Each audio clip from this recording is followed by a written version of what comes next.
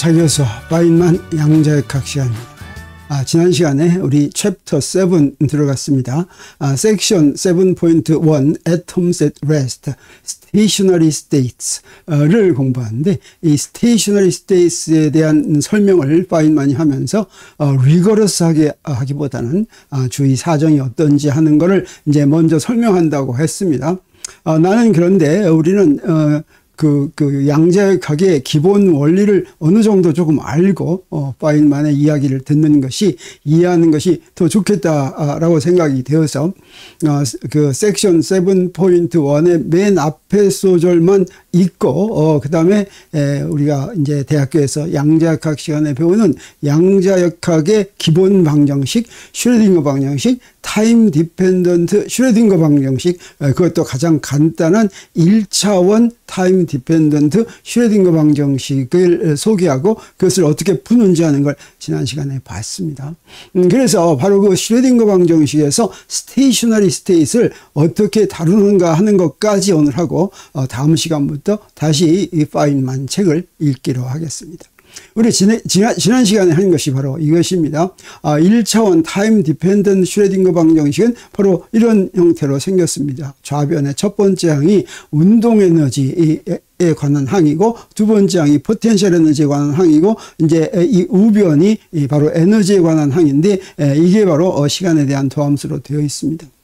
이렇게 1차원 문제인데도 독립변수가, 여기서 독립변수는 미분 도함수의 분모에 나오는 거라고 그랬죠. 독립변수가 t와 x 이렇게 두 개면 편미분 방정식이 되는데 편미분 방정식을 바로 풀 수는 없어서 편미분 방정식이 물리에서 나오면 반드시 이걸 상미분 방정식으로 바꾸는 그런 과정을 거치는데 그게 바로 변수 분리라고 했습니다. 그러니까 변수 분리를 할 때 여기 t하고 x 독립변수가 두 개면 일반적으로 이 독립변수가 이렇게 두 개면 이런 편미분 방정식의 풀이는 그 독립변수 모두에 의존하는 종속변수 푸사이, 이걸 구하는 것이 목표죠. 그런데 그것을 각각의 독립변수의 함수의 곱으로 푸사이 x, 스몰, 그러니까 소문자 푸사이 x, 그 다음에 시간의 함수 ft의 곱으로 놓을 수가 있고, 그 다음에 우리가 지난 시간에 이걸 어떻게 이제 이걸 원식에다 대입하고 양변을 이것으로 나누면 이제 이런 식을 얻는다고 했습니다. 이런 식이 어떻습니까? 여기 좌변은 x에만 의존하고 모든 항이 다 x밖에 없죠. 우변은 모든 항이 다 t밖에 없는데 독립변수는 서로 상대에 관계없이 x는 시간에 관계없이 마음대로 변할 수 있고 시간은 x에 관계없이 마음대로 변할 수가 있는데 둘이 같으려면 어때야 되겠습니까? 이것도 상수고 이것도 상수야겠죠. 그래서 이걸 상수로 놓으니까 식이 두 개가 생겼습니다. 여기 좌변이 2하고 같다라고 하는 식이 하나가 생겼고 그 식이 바로 무엇입니까? 바로 x에 관한 미분 방정식이 나왔죠. 이거는 이제 독립변수가 하나뿐이니까 상미분 방정식이 됐고 이게 바로 공간 방정식인데 이게 시간에 의존하는 타임 디펜던트 슈레딩거 방정식이라고 한다면 이건 이제 시간이 없어졌습니다. 그래서 시간이 독립인 타임 인디펜던트 슈레딩거 방정식이죠.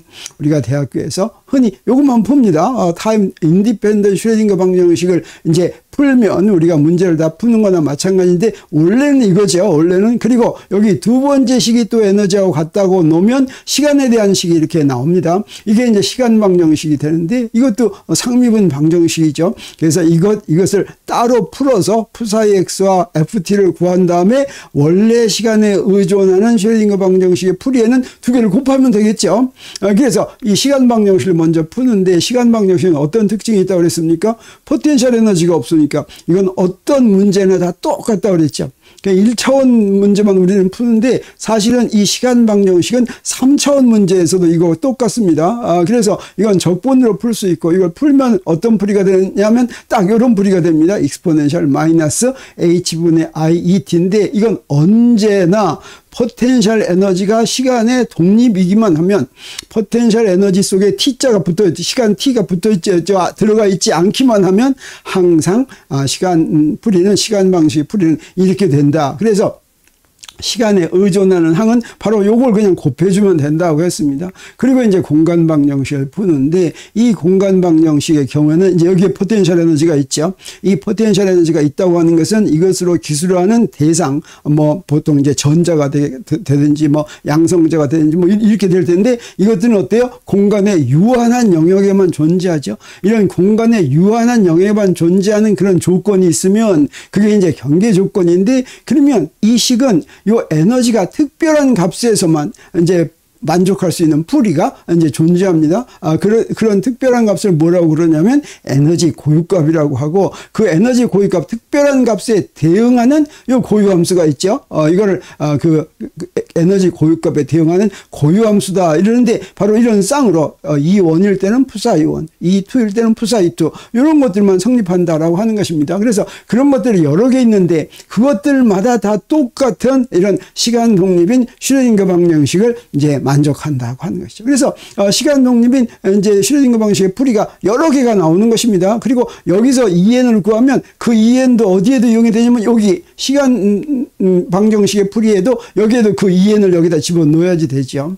그래서 이제 우리가 일반 풀이 시간에 의존하는 슈레딩거 방정식의 일반 풀이를 구할 수가 있습니다. 이게 이제 시간에 의존하는 슈레딩거 방정식인데 우리 시간 방정식의 풀이를 구했고 공간 방정식의 풀이를 구했죠. 그래서 그렇게 풀이를 구하면, 그렇게 풀이를 구한 n은 1대, 2일 때, 3일 때마다 풀이를 이렇게 구했으면 요 두 개를 이렇게 곱한 것이 바로 풀이가 되겠죠. 근데 이건 여러 개인데 실제로는 어떻게 되냐, 이 여러 개가 각각이 모두가 다 풀이가 될 수 있다. 그래서 어떤 n값이든지 간에 바로 시간에 의존하는 이 풀이를 만족하는데, 근데 우리 지난 시간에 무엇을 배웠냐면 바로 시간에 의존하는 슈레딩거 방정식이 선형 동차 미분 방정식이었습니다. 그러면 선형 동차 미분 방정식이면 이런 각각의 풀이에다가 상수를 곱해서 다 더한 거, 이게 선형 조합이라고 그랬죠. 자, 이것도 역시 풀이다. 그래서 여기에 이게 상수를 곱해서 이렇게 다 더한 게 이게 일반 풀이고, 문제마다 문제 조건마다 이제 요 앞에 곱해준 상수 요걸 이제 정하면 된다고 하는 거죠. 그러면 우리 실제 문제에서는 실제 문제의 조건에 따라서 요 이제 그 전개 상수 CN을 결정하면 됩니다. 그래서 아직 정하지 않은 것이 CN이고, 그러면 CN은 어떻게 정해야 될지 우리 그걸 알아야 되겠죠. 그리고 이런 일반 풀이는 어떻게 이용해야 될지, 그 일반 풀이의 성질은 무엇일지 그런 걸 우리가 알아야지 되겠죠. 자, 그걸 한번 살펴보겠습니다. 근데 이렇게 이런 정해지지 않은 상수가 있는 것은 우리 이 양자역학뿐 아니라 이 뉴턴 역학에서도 똑같습니다. 뉴턴 역학에서 기본 법칙은 바로 무엇입니까? 뉴턴의 운동 방정식이죠. 그래서 뉴턴의 운동 방정식도 우리 한번 1차원 뉴턴의 운동 방정식을 풀어보겠습니다. 그랬을 때 이제 특별히 예를 하나 들겠어요. 중력을 받는 물체, 중력은 어떻습니까? 위를 플러스 방향으로 하면 마이너스 mg가 중력이죠. 요걸 받는 물체 운동을 할 것 같으면 여기다가 fx에다가 마이너스 mg를 이렇게 집어넣으면 되죠. 그러면 물체 위치 xt는 이것의 풀이가 되는데, 이거는 2차 미분 방정식이니까 풀이가 어떻게 되냐면 자, 이렇게 됩니다. 이거 쉽죠. 우리가 바로 알죠. xt는 2분의 1 gt 자승 더하기 at 더하기 b, 그리고 이걸 한번 미분할 것 같으면 속도가 나오죠. 그래서 이거 미분했으니까 마이너스 gt 더하기 a 하는데, 여기서 a와 b가 바로 무엇입니까? 요거 아무 값을 대입하더라도 원래의 미분 방정식을 만족하죠. 그러니까 이게 바로 이제 뭔가 우리가 정해줘야지 될 상수인데, 이 상수는 어떻게 정해주느냐? 문제마다 문제의 조건에 의해서 정해줍니다. 그걸 뭐라고 그러냐면, 이 경우에는 여기 독립변수가 시간인데, 시간이 독립변수인 미분 방정식에 들어가는 이런 정해지지 않은 상수를 정해주는 게 뭐냐면 초기 조건이라고 합니다. 초기 조건은 t는 0일 때 위치와 t는 0일 때 속도죠.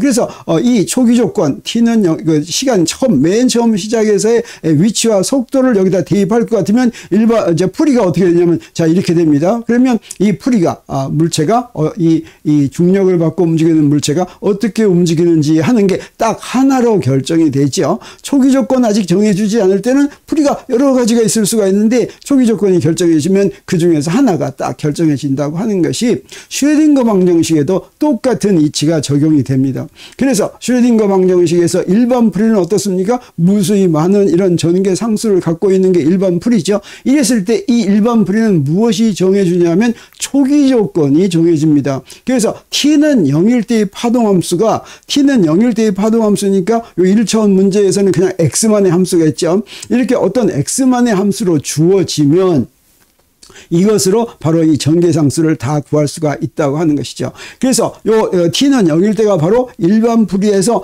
시간 t에다가 0을 대입하는 것이죠.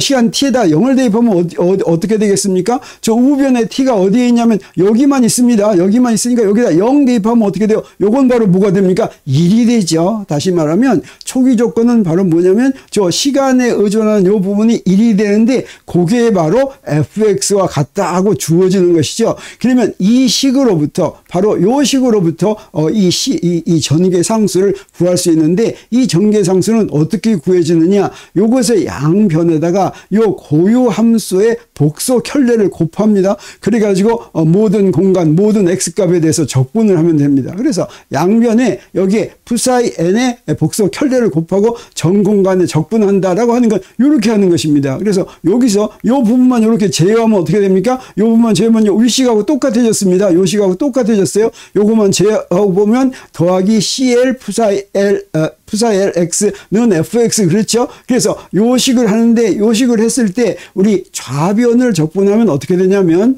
적분하기 위해서 우리 여기서 나오는 복소 전개상수를 결정을 하는데 여기서 어떻게 됩니까? 여기 요 식에서 우리 뭘 이용하냐면 우리 고유함수의 오소노멀 프로퍼티를 이용합니다. 그래서 요거 베이스 스테이스의 오소노멀 프로퍼티 우리 앞에서 배우는 것이죠. 그래서 요게 고유함수라고 한다면 요 NL 요건 이 불하고 N이 요 기조 상태의 NLM은 요건 항상 델타 NL이 됐죠. 그런데 요건 무엇의 의미하고 똑같냐면 요거의 의미하고 똑같죠. 그래서 요거 두 개를 하면 N과 L이 같을 때는 1이 되고 N과 L이 다를 때는 0이 된다 이런 뜻이 되겠습니다. 이걸 바로 이용합니다. 이걸 어떻게 이용하냐면 자 요게 여기하고 똑같으니까 어떻게 되겠어요? 여기다가 요 놈이 어떻게 됩니까? 요 가운데 있는 요 부분이 델타 NL 이렇게 되겠죠. 그럼 요게 바로 뭐가 됩니까? 요 L에 대해서 다 더하면 요건 CN 요거만 하면 남으니까 이 CN이 바로 무엇과 같다는 거예요? 요것과 같다는 것이죠. 그래서 CN이 무엇으로 결정해졌습니까? FX에 의해서 이 FX가 바로 뭐였어요? 초기 조건이었죠. 예, 초기 조건에 의해서 CN이 다 결정이 된다라고 하는 것입니다. 그러면 슈레딩거 방정식의 풀이인 파동함수는 자 이렇게 되어 있는데 이 파동함수를 어떻게 구한다고 그랬어요? 일반 풀이는 이렇게 되어 있는데 여기서 전개상수를 이제 구하는데 전개상수 이렇게 구했습니다. 요건 무엇으로 구한 거나 마찬가지예요. 바로 fx가 바로 무엇이냐면 파동함수가 시간이 0일 때의 파동함수였죠. 자 그렇게 해서 전개상수가 구해진다라고 하는 것이고 이렇게 이제 파동함수를 알았으면 우리 어떻게 됩니까? 여기서 이 파동함수인데 요 파동함수는 어떤 의미를 갖냐면 슈레딩거 방정식의 파동함수는 사실은 측정되는 양이 아닙니다.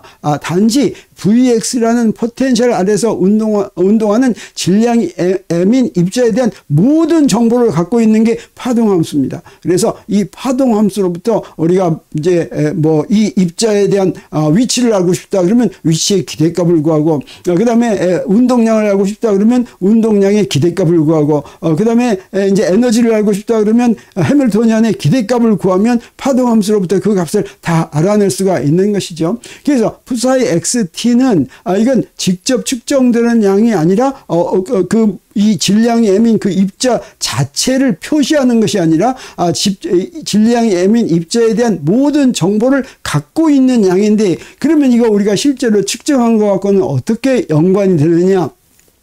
요거의 절대값의 제곱을 하면 그게 바로 이제 확률 밀도가 된다고 하는 거죠. 확률 밀도라고 하는 것은 그 단위 길이 속에서 측정될 확률이니까 요거 dx로 나누면 그럼 이제 확률 밀도가 되는 거죠. 요 dx 길이를 곱하면 dx에 존재할 dx는 어디서부터 어디까지 x에서부터 x 플러스 dx 사이에 있는 dx에 존재할 확률이 된다라고 하는 뜻이 되겠습니다. 그래서 이 전개상수는 바로 이제 그런 의미를 갖게 되겠습니다. 슈레딩거 방정식에서 여기서 CN이 있는데, 자, 이 CN을 그럼 이렇게 전개했다고 하면 이 CN은 어떤 이제 의미를 갖냐면, 자, 이렇게 놓고 봤을 때 아까 푸사이의 절대값의 제곱이 확률 밀도라고 그랬죠. 그걸 여기다 이용할 것 같으면 CN은 어떤 의미를 갖게 되냐면, CN의 제곱은 바로 그 대상이 고유값 푸사이 n에 존재할 확률이 되겠습니다. 그래서 여기 CN 있으면 그 CN의 절대값의 제곱이 바로 그 푸사이 n에 있을 확률이니까, 만약에 이 시스템에 대해서 에너지를 우리가 측정한다고 했을 때 이 입자의 에너지를 측정하는데 푸사이 n의 고유값인 EN을 얻을 확률이 바로 뭐냐면 CN의 제곱이다라고 할 수가 있겠어요. 그래서 예를 들어서 지금 똑같은 조건에 놓여 있는 입자 뭐 10만 개가 있다고 하겠어요. 그 입자들의 에너지를 따로따로 이제 측정을 하는데, 에너지 중에서 고유값 EN에 해당하는 측정될 전개상수 이제 5번째 거가 있다 그러면 그 5번째 거가 0.01이라고 하면 0.01의 제곱은 뭐가 됩니까? 0.0001이 되죠. 그러면 그게 바로 0.1%죠. 그래서 10만 개 중에서 0.1% 하면 몇 개? 10개 되는 거죠. 만으로 나누니까 10개가 에너지 E5로 측정이 된다. 이런 의미가 되겠습니다. 그래서 전개상수는 바로 그런 의미가 된다고 하는 것이 되겠어요. 자, 그런데 우리가 앞에서 섹션 7.1이 바로 무엇에 대한 것이었어요? 스테이셔너리 스테이트의 앰플리튜드에 관한 것이었죠. 스테이셔너리 스테이트를 보겠습니다. 스테이셔너리 스테이트는 뭐냐면 시간에 대해서 변하지 않는 그대로 유지되는 스테이트이 바로 정상 상태, 스테이셔너리 스테이트인데, 우리 슈레딩거 방정식의 일반 풀이가 이렇게 된다고 그랬죠. 근데 어떤 경우가 스테이셔너리 스테이트이 되냐면, 여기에 CN이 어떤 하나의 상태의 경우에만 CN이 1이고 나머지는 전부 0인 경우입니다. 다시 말하면 초기 조건이 이 중에서 딱 하나만 가지고 있는 게 되겠어요. 그러니까 푸사이 x0, t는 0일 때 fx가 바로 무엇이냐면 그 고유 함수 중에 하나가 되는 경우. 그런 경우는 어떻게 되냐? 그러면 CN은 바로 뭐가 되겠어요? CN 이렇게 해서 구하면 fx가 푸사이 a 할 것 같으면 여기다 푸사이 a에서 이렇게 적분하면 이게 바로 뭐가 됩니까? 델타 NA 이렇게 되죠. 델타 NA가 된다고 하는 것은 지금 여러 개 중에서 A 하나만 포함하고 있다는 뜻이 되겠어요. 그래서 푸사이 XT에다가 여기다가 델타 NA를 대입할 것 같으면 어떻게 됩니까? 파동함수가 이렇게 되죠. 이렇게 한 항으로 이루어졌습니다. 그러면 이 파동함수만 볼 것 같으면 이 파동함수는 시간에 의존하죠. 근데 이 파동함수는 직접 측정하는 양은 아니라고 그랬습니다. 측정하는 것은 무엇과 연관이 됐냐면 이 파동함수를 절대값을 제곱을 해야지 되죠. 그래서 그 파동함수를 절대값을 제곱을 해야 되는데, 지금 요 절대값 제곱하는 건 조금 이따 하기로 하고, 요 놈을 보면 요게 바로 스테이셔너리 스테이트인데, 요게 바로 스테이셔너리 스테이트라고 부르는 이유가 무엇인지를 보기 위해서는 우리 여기서 요 앞에 것도 복소수일 수도 있고 또 요 놈도 복소수죠. 요 절대값을 제곱하면 요 부분이 어떻게 되는지 보기 위해서 우리 허수 부분 그리고 복소수 부분의 절대값을 어떻게 구하는지 하는 걸 잠깐 복습하겠습니다. 허수라고 하는 게 무엇입니까? 제곱을 해서 0보다 작은 수가 허수죠. 근데 무엇인가 똑같은 걸 두 번 곱하면 0보다 작아질 수가 없죠. 0보다 크건 작건 간에 제곱하면 0보다 항상 커집니다. 그러니까 0보다 작은 수도 똑같은 수 자기 자신을 곱하면 0보다 커지죠. 근데 제곱하는데도 똑같은 수 자기 자신을 곱하는데도 0보다 작은 건 실제로는 있지가 않죠. 그래서 실제로 있지 않은 수를 허수라고 부르는 것입니다. 그래서 가장 간단한 허수가 뭐라고 할 수 있냐면 제곱을 해서 마이너스 1이 되는 거, 그걸 우리가 i라고 표시합니다. 그래서 i 제곱은 마이너스 1이다 라고 하니까 실제로 그런 수는 없겠습니다. 그렇지만 우리가 이런 허수를 도입합니다. 그래서 i 제곱을 이제 이거 계산할 때 어떻게 하냐면 i 제곱을 항상 마이너스 1로 바꿔놓으면 되겠어요. 그러면 i는 뭐가 되겠습니까? i는 루트 마이너스 1이 되겠죠. 그럼 복소수는 뭐냐면 실수와 허수의 합으로 이루어진 수가 바로 복소수가 되겠습니다. 이 복소수를 표현하는 가장 간단한 방법은 a와 b를 실수라고 할 때 a 더하기 bi 이렇게 표시하면 되겠어요. 복소수는 실수 부분이 있고 허수 부분이 있는데, 허수 부분도 실수 곱하기 허수를 나타내는 단위인 i로 A라고 이렇게 표시하면 좋겠습니다. 그리고 복소수면 복소켤레라고 하는 게 있습니다. 뭐냐면 A 더하기 BI라는 복소수의 복소켤레는 요 허수 부분을 마이너스를 취한 거예요. 그래서 A 더하기 BI의 복소켤레는 A 마이너스 BI인데 요 놈은 어떤 특징을 갖고 있냐면 요 두 개를 곱하면 어떻게 되냐면 요 두 개를 곱해 보겠어요. 곱하면 어떻게 됩니까? A 마이너스 BI 곱하기 A 플러스 BI 하면 A 제곱 빼기 BI 제곱 이렇게 되겠죠. 근데 BI 제곱하면 마이너스 B 제곱이 되겠죠. 그러니까 A 하고 A 복소켤레하고 곱하면 항상 A제곱 더하기 B제곱이 되고 요건 어떻습니까? 항상 0보다 큰 수가 되죠. 그래서 서로 곱하면 실수가 되고 또 실수 중에서도 0보다 큰 실수가 되는 이걸 갖다가 복소켤레다 이렇게 얘기합니다.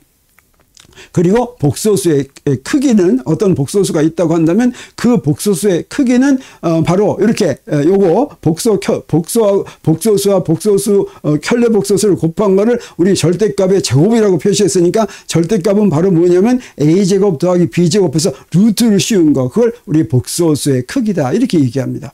그래서 어떤 복소수가 있으면 그 복소수의 크기는 루트 A제곱 더하기 B제곱이고 그건 어떻게 구해요? 복소수에다가 그 복소 켤레를 곱해서 루트를 씌운 것이다 이렇게 얘기할 수가 있죠. 그리고 단위 복소수라는 게 있습니다. 단위 복소수는 크기가 1인 복소수인데 그 크기가 1인 복소수는 항상 어떻게 표시할 수가 있냐면 익스포넨셜 플러스 마이너스 I 세타 이렇게 표시할 수가 있고 요건 바로 무엇입니까? 유명한 오일러 공식에 의해서 코사인 세타 플러스 마이너스 I 사인 세타 이렇게 되죠. 그러면 요것의 크기의 제곱을 하면 어떻게 돼요? 요거의 크기의 제곱을 하면 코사인 제곱 세타 더하기 사인 제곱 세타 이렇게 되죠. 그래서 코사인 제곱 세타 더하기 사인 제곱 세타 하면 이게 항상 어떻게 뭐가 됩니까? 1이 되죠. 익스포넨셜 플러스 마이너스 I 세타의 크기의 제곱을 하면 요건 항상 1이 된다고 하는 것입니다. 그래서 우리 정상 상태가 있으면 정상 상태의 경우에는 여기에 공간 함수가 이렇게 있고 시간 함수는 어떻습니까? 항상 익스포넨셜 I 세타의 형태로 되어 있죠. 그래서 요걸 제곱하면 어떻게 돼요? 요거 1이 되죠. 정상 상태란 바로 뭐냐면 시간이 흐르더라도 바뀌지 않고 그대로 유지되는 상태를 우리가 정상 상태라고 부르고 그 정상 상태는 어떻게 하면 정상 상태가 됩니까? 일반 풀이 중에서 일반 풀이란 슈레딩거 방정식이 있으면 그 슈레딩거 방정식의 고유 함수들을 전부 다 포함시켜 놓은 것인데 고유 함수 중에서 딱 하나만 포함하고 있는 거 이게 바로 정상 상태다 이렇게 할 수가 있겠죠. 그래서 이 파동 함수 자체만 보면 여기서 볼 때 t가 있습니다. 그래서 시간에 구체적으로 의존하죠. 그렇지만 요 놈은 시간에 직접 측정되는 양이 아니고 우리 이걸 보려면 어떻게 해야 됩니까? 요것의 확률 밀도는 요거의 크기의 제곱이죠. 그래서 요 시간 부분의 제곱은 1이 되니까 확률 밀도의 제곱은 뭐가 됩니까? 요거 공간 부분의 제곱이 되고 시간이 없죠. 그래서 시간이 흐르더라도 일정한 값을 유지하는 거 이게 바로 정상 상태다 이렇게 얘기할 수가 있습니다. 양자역학에서는 고유함수 하나만으로 이루어진 상태, 고유함수 하나로 이루어졌으면 거기에 시간 의존 부분은 익스포넨셜 마이너스 h분의 iet 이렇게 되죠. 자, 그런 게 정상 상태고 고유함수가 2개 이상 포함이 되면 어떻게 되겠습니까? 이런 걸 뭐라고 하냐면 일반 풀이에서 고유함수는 얼마든지 몇 개든지 고유함수가 포함될 수가 있죠. 초기 조건에 의해서 그런 걸 중첩된 상태다. 슈퍼포스드 스테이시다라고 얘기하고 양자역학에서는 이제 파동함수가 중첩된다라고 하는 말을 많이 듣는데 바로 이게 이 말입니다. 슈레딩거 방정식의 일반 풀이는 이렇게 고유 상태들의 중첩으로 이루어진다라고 할 수가 있겠습니다. 그리고 그 고유 상태들의 중첩은 무엇이 결정해요? 초기 조건이 결정한다. 그래서 우리 이해를 하나 드리겠어요. t는 제로 때 고유 상태가 딱 2개만으로 되어 있는 거. 그러니까 푸사의 A라는 상태하고 푸사의 B라는 상태하고 요거 2개로만 된 경우를 보겠습니다. 그러면 어떻게 됩니까? 우리 이 전개할 때 전개 상수가 어떻게 되냐면 여기 A라는 거 하나 들어가고 B라는 거 하나 들어가고 그 전개 상수가 요 앞에 있는 루트 2분의 1이 됩니다. 그래서 그걸 포함시킬 것 같으면 슈레딩거 방정식은 고유 상태가 2개가 돼가지고 일반 풀이가 어떻게 되냐? 일반 풀이가 이렇게 두 항이 있게 됩니다. 그러면 이렇게 두 항이 있게 되면 어떻게 되냐면 이것의 확률 밀도는 아까 한 항만 있으면 확률 밀도가 시간에 의존하지 않았죠. 이게 두 항이 있으면 어떻게 하냐? 확률 밀도를 계산해 보겠어요. 확률 밀도 계산하면 어떻게 합니까? 요 전체의 절대값의 제곱을 하는 거죠.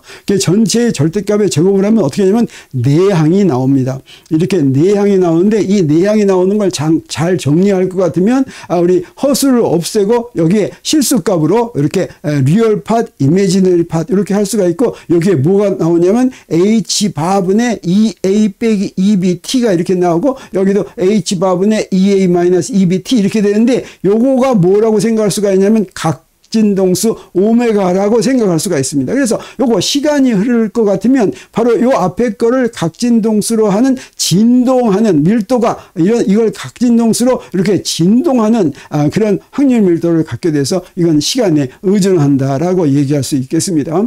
그래서 우리가 일반 풀이가 있으면 그 일반 풀이는 모든 고유함수를 이제 다 포함할 수가 있는데 얼마나 많이 포함하냐 하는 건 초기 조건으로 결정이 되는데 우리 처음부터 고유함수가 딱 하나만 포함이 되어 있으면 다시 말하면 에너지 상태 하나만 들어있으면 그건 시간이 흐르더라도 변하지 않는 정상 상태가 되고 그 다음에 둘 이상이 들어있으면 그건 중첩된 상태인데 슈퍼포즈된 상태인데 이건 시간에 의존하면 확률 밀도가 시간에 따라서 변한다라고 하는 이야기가 되겠습니다. 그래서 오늘 슈레딩거 방정 1차원 슈레딩거 방정식 타임 디펜던트 슈레딩거 방정식을 풀어서 일반 풀이를 구해가시고 그 일반 풀이 중에서 어떤 것이 정상 상태고 어떤 것이 중첩된 상태인가 하는 것까지 그리고 정상 상태의 성질은 무엇이고 중첩된 상태의 성질은 무엇인가 하는 것까지 이제 공부를 했죠. 그래서 우리 7장의 1절 파인만의 7장 1절을 이제 읽는데 이 정도의 기초 지식을 가지면